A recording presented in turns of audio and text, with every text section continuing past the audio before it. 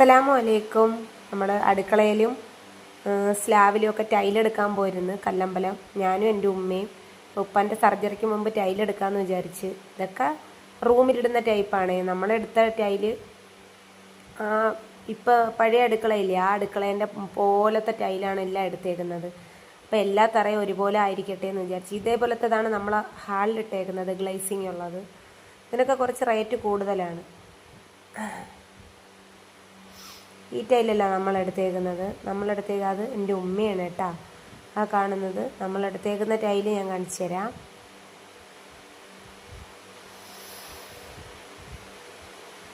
ഇതൊക്കെ കുറച്ച് കൂടിയതാണ്,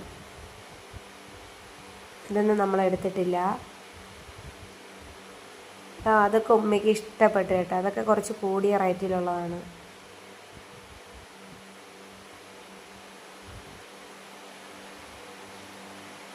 ഈ ടൈലുകളൊന്നും നമ്മളെടുത്തിട്ടില്ല.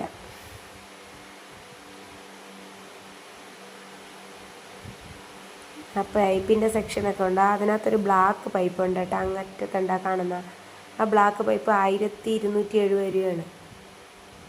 എനിക്ക് ഈ വീടിൻ്റെ പുതിയ അടുക്കളയിലെ ടൈലെല്ലാം കൂടെ എടുത്തത് 7000 രൂപയായി. ഇവിടെ നിന്ന് ഓട്ടോ വിളിച്ചിട്ടാണ് ഞാൻ ഉമ്മയും പോയത്. പിന്നെ ബാത്റൂമൊക്കെ പുതിയ മോഡൽ ടൈപ്പിൽ സെറ്റ് ചെയ്യണതാണ്. പിന്നെ വാഷ് ബേസിനെല്ലാം പല മോഡലുണ്ട്. അതൊക്കെ 10 രൂപ 10.5 രൂപയൊക്കെയാണ്. ആ ലൈറ്റൊക്കെ അതിനകത്ത് തന്നെ എക്സ്ട്രാ ഉണ്ട്. അപ്പോൾ ഇത് കണ്ടപ്പോൾ ഉമ്മാക്ക് ഭയങ്കര ആഗ്രഹം, അതേപോലത്തേക്ക്. അതൊക്കെ 10-12 രൂപയാണ്. അതാണ് അവിടുത്തെ മാനേജർ.